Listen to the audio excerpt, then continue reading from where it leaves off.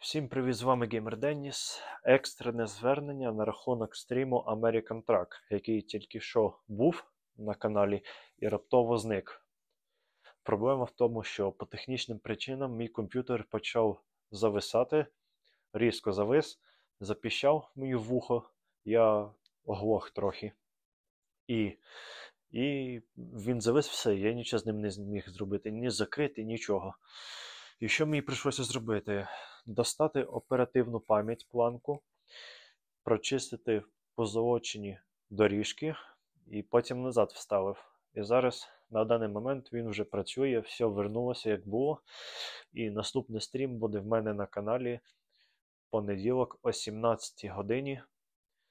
Будемо далі продовжувати прямий ефір. І вибачайте, що так сталося. І з вами був Геймер Деніс. І до нових зустрічей. До понеділка.